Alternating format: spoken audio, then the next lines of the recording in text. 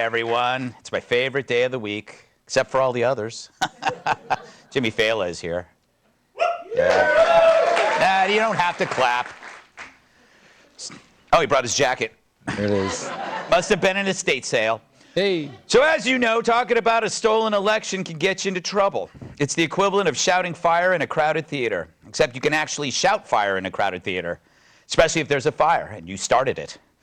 Even more, if you're a Democrat and you're about to become White House press secretary, something tells me you'll get a pass on this.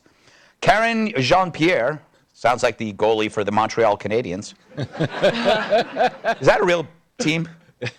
Well, anyway, she's been tapped to replace Jen Psaki.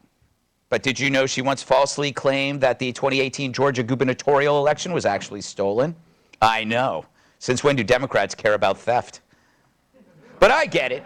When someone gets a fancy job, embarrassing tweets surface like a bloated corpse in the East River. I remember when this show started, someone started leaking these erotic videos I'd made back when I needed the money. True, I was the one leaking them. I just felt they needed a wider audience.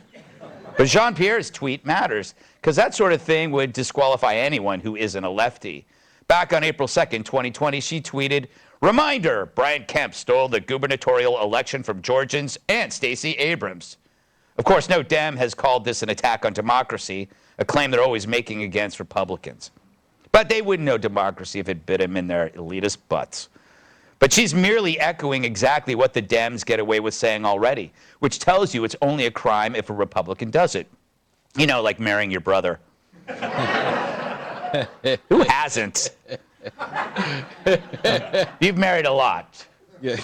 Well, maybe only once. Never mind. You haven't heard much of it, but Stacey Abrams filed a federal lawsuit over Georgia's management of elections, and the trial actually began last month. You could say the lawsuit's an attempt to undermine the integrity of Georgia elections, but like a plane full of passengers during the safety demonstration, no one's listening. They're too busy trying to find gas and baby formula, which causes gas. Anyway, because she's a Dem, that stuff doesn't matter, mainly because the press is on her side. They go together like peanut butter and jelly, pizza and beer, nipple clamps and Cheese Whiz. And they want elections as secure as the border. Think about that. Now, as you know, Psaki's leaving her job to go to work at MSNBC, so she can now lie while sitting down. Now, if you don't know the network, it's the news station that makes the weekly world news look like Face the Nation. But I guess someone has to do the work they pay Rachel Maddow for. Because she's not, thank you, not working. Anyway, I want her job. I don't know if she's got a show coming her way, but I hear that her office duties will involve feeding Joy Reid and changing Lawrence O'Donnell. Half the duties she performed for Biden. I just hope Jen enjoys her first day at MSNBC. Oh, hey, Jen, welcome aboard. Hope you're getting settled in. Let me know if you need anything, office supplies or whatever. Well, the supply chain is a top priority for the Biden administration. That's why he's working with all of our global partners to ensure a strong economy. I was talking about like staples or pens or anything. Anyway, make yourself at home. Let me know if you need anything.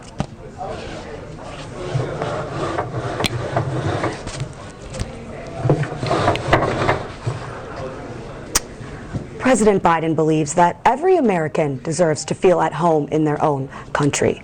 You know you're not press secretary anymore, right? No more questions at this time. One tweet isn't the only thing to erupt from Jen's replacement. There's this video from MSNBC where she describes Fox News as racist back in March 2020, which she then shared from her Twitter account.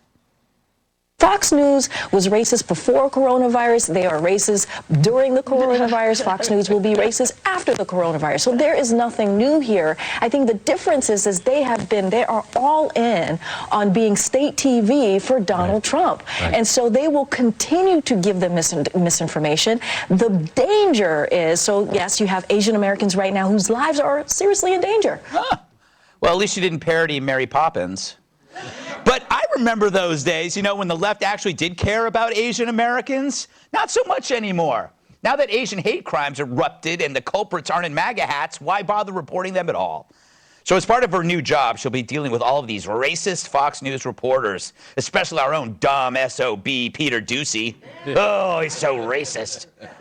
It's funny, Psaki's scheduled to leave her job Friday, where she will end up right where her replacement was when she said we were all racist. I call it the circle of strife. Like Shemp and Curly, they just switched roles. Stooges reference, Cat. But I guess that's what Democrats mean by both sides. So will the new face of the administration face questions about her hatred for Fox News?